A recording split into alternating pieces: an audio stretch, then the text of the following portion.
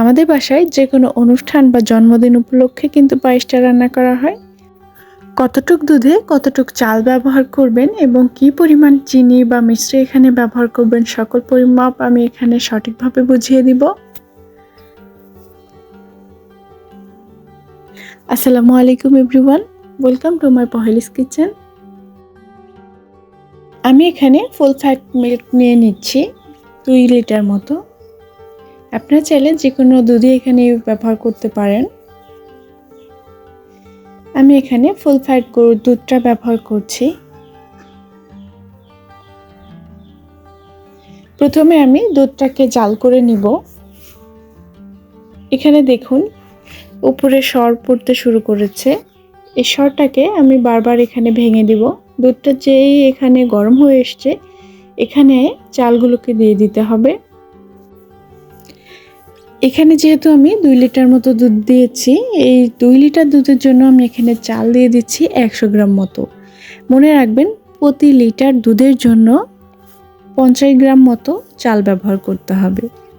গ্রাম্য হিসাব অনুযায়ী এক মুঠ সমান 50 গ্রাম মতো। এখানে আমি চাল ব্যবহার করেছি পোলাওয়ের চিনি গুঁড়া চাল। চালটাকে আমি আগে থেকে ভালোভাবে ধুয়ে নিয়েছিলাম। খুব বেশি করে এটাকে ধুই নাই, আমি জাস্ট একবার মতো ধুয়ে নিয়েছিলাম। খুব বেশি করে ধুইলে পোলাওয়ের চালের যে একটা গন্ধ আছে, এই গন্ধটা চলে যায়। চালটা দেখুন এখানে আস্তে আস্তে সিদ্ধ হচ্ছে, আর উপরেও কিন্তু দুধের সরটা জমতে থাকছে। বারবার এখানে সর জমছে আর আমি সরটাকে ভেঙে দিয়ে দিচ্ছি। এটাই কিন্তু পায়েসের সবচেয়ে টেস্টের একটা জিনিস। আর এখানে আমি দিয়ে দিচ্ছি 3টা মতো এলাচ। এলাচের মুখটা আমি হালকা ফেটিয়ে দিয়েছি আর দিয়ে দিচ্ছি 3টা তেজপাতা। এলাচ আর তেজপাতাটাকে সর্বোচ্চ আমি 4 থেকে 5 মিনিট মতো এর ভেতরে রেখেছি। তারপরে আমি এটাকে তুলে নেব।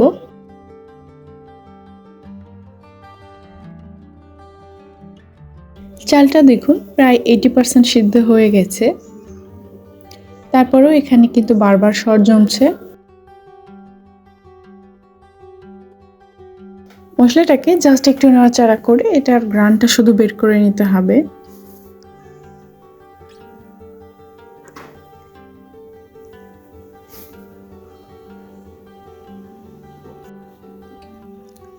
এটা খুব বেশিক্ষণ রাখার কোনো দরকার নাই, রাখলে কিন্তু স্বাদটা একদম বিটকুটে হয়ে যায়।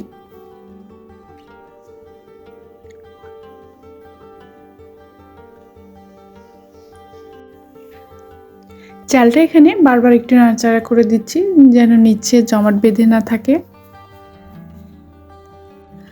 পায়েসে মিষ্টি ব্যবহারের ক্ষেত্রে এখানে চালটাকে প্রথমে একদম সিদ্ধ করে নিতে হবে। মিষ্টির জন্য আমি এখানে ব্যবহার করছি মিশ্রি। আপনারা চাইলে এই মিশ্রির পরিবর্তে চিনিও ব্যবহার করতে পারেন, কিন্তু পরিমাণটা একটু কম দিতে হবে। আমি এখানে 200 গ্রাম চালের জন্য আমি মিশ্রি নিয়েছি 200 গ্রাম মতো। মিশ্রির পরিবর্তে যদি আপনারা চিনি ব্যবহার করতে চান, তাহলে এখানে চিনি পরিমাপটা দিতে হবে 175 গ্রাম মতো। মিশ্রির পরিমাপটা একটু বেশি দিতে হয়। এখানে আমি মিষ্টিগুলোকে দিয়ে দিচ্ছি। চালটা আমার একদম সিদ্ধ হয়ে গেছে। যখন দেখবেন চালটা হাতের টিপের সাহায্যে এটা ভালোভাবে গুলে যায়, তখনই বুঝবেন চালটা একদম সিদ্ধ হয়ে গেছে। মিষ্টিটা দেওয়ার পরে দেখবেন লিকুইডটা একটু বেশি হয়ে যাবে। তারপরে সমস্যা নাই, আস্তে আস্তে এটা ঘন হতে থাকবে।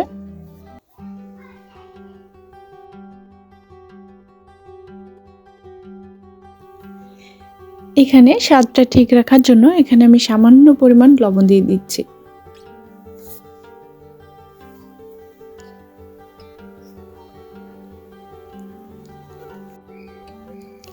এখন আমি এটাকে ভালোভাবে জাল করে নিচ্ছি যতক্ষণ না পায়েসের কনসিস্টেন্সিটা একটু ঘন হয়ে আসে।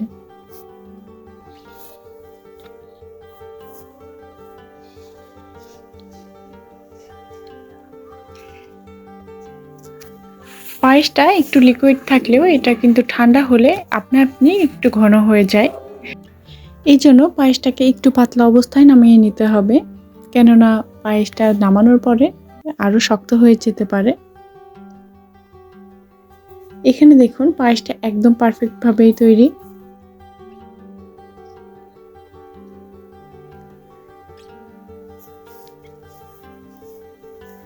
এর উপরে আপনারা আপনাদের পছন্দ অনুযায়ী বাদাম কিশমিশ দিয়ে সার্ভ করতে পারেন।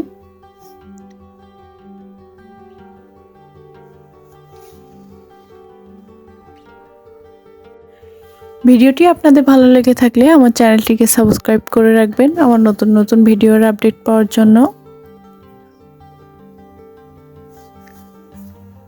সকলেই সুস্থ কামনা করে আজ এখানে বিদায় নিচ্ছি। আসসালামু আলাইকুম।